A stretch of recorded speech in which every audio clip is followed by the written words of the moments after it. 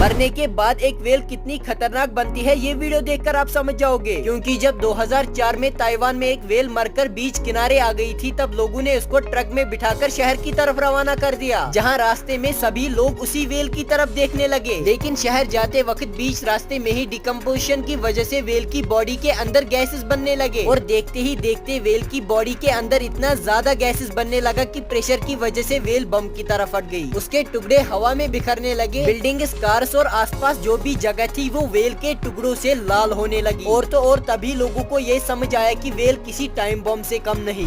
चाहे कुछ भी हो जाए, एक कौवे से कभी पंगा मत लेना, क्योंकि अगर गलती से भी कौवे को ये पता चला कि आपने उसकी बेइज्जती की है तो वो आपको कभी भी नहीं छोड़ेगा और ये बात चिल्ला चिल्ला कर अपनी सारी बिरादरी को बता देगा। उसके बाद कौवा बिरादरी आपका जीना हराम कर देगी और उन्हें आप जहाँ भी दिखोगे वो आपके पीछे हाथ धोकर पड़ जाएंगे। और इतना ही नहीं, कौवा इसको पीढ़ी दर पीढ़ी आगे बढ़ाने के लिए अपने बच्चों को इसका होलिया बता देते हैं, ताकि कौवे के मरने के बाद भी उसकी दुश्मनी कभी खत्म न हो। इसीलिए कौवे से कभी पंगा मत लेना। हाथी के दांतों को पाने के लिए शिकारी इतने पागल रहते हैं कि वो हाथी को जान से मार देते हैं और उनके दांतों को ब्लैक मार्केट में बेच देते हैं, जिनकी कीमत वहाँ पे करोड़ों में होती है। हाथी के दांतों से बहुत ही कीमती आर्ट्स और मूर्तियाँ बनाई जाती है। और क्या आपको पता है कि हाथी के तरह ही हिप्पो के दांत भी बहुत ही ज्यादा कीमती होते हैं, क्योंकि हिप्पो के दांत भी हाथी के दांतों की तरह आइवरी से बने होते हैं।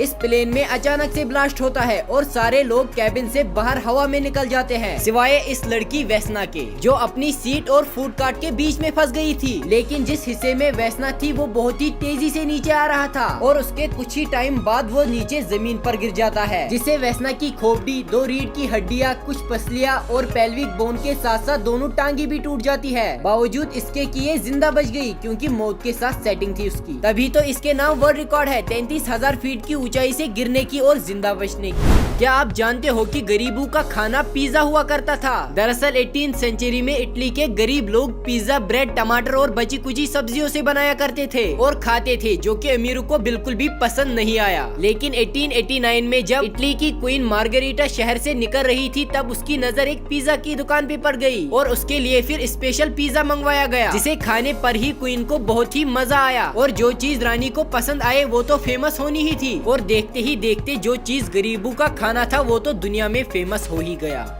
ये देखकर गाय भी हैरान है कि जापानियों ने ये क्या कमाल कर दिया। दरअसल जापान के रिसर्चर ने कुछ गायों के ऊपर पेंट करके बिल्कुल जेब्रा की स्ट्राइप बना दी और फिर उन्हें बाकी गायों के साथ छोड़ दिया। और फिर पता चला कि इन स्ट्राइप्स को देखकर मच्छरों की खोपड़ी घूम जाती है, जिस कारण वो ठीक से गाय को नहीं काट पाते, क्योंकि जब भी काटने जाते हैं इन स्ट्राइप को देखकर उन्हें इल्यूजन होता है। इसी वजह से 50% मच्छर रोजाना भूखे सो रहे हैं। इसी बात से गाय बहुत ही खुश रहने लगी है। अगर दुखी है तो वो है मच्छर। ऐसा क्या होता है उल्लू में जो वो हर पंछी से डरता है, यहाँ तक कि चीर फाड़ देने वाली ईगल से भी वो बहुत ही ज्यादा डरता है? ऐसा क्यों? दरअसल उल्लू एक ऐसा शिकारी है जो उस टाइम पे शिकार करता है जब सारे जानवर सो जाते हैं, क्योंकि उल्लू के पास एक नाइट विजन होता है। ऊपर से उसके उड़ने की आवाज भी नहीं होती, इसीलिए वो छुप के जाकर सारे जानवरों के अंडे खा जाता है। और अंधेरा होने के कारण कोई भी जानवर इसका बाल भी बांका नहीं कर सकता, क्योंकि उल्लू है इसका नाम। आखिर ये पेड़ आपस में एक दूसरे के सिर क्यों फोड़ते रहते हैं और इनको ये फोड़ने से क्या मिलता है? तो जी ऐसा करने से इनको 2 चीजें मिलती है। एक तो भेड़ समाज में इज्जत और दूसरी 4-5 बीवियाँ। इसीलिए अक्सर नर भेड़ आपस में हेड बेड नामक गेम खेलते हैं और इसी गेम से पता चलता है कि किस भेड़ में बहुत ही ज्यादा दम होता है और वही 4-5 बीवियों का पति बन जाता है।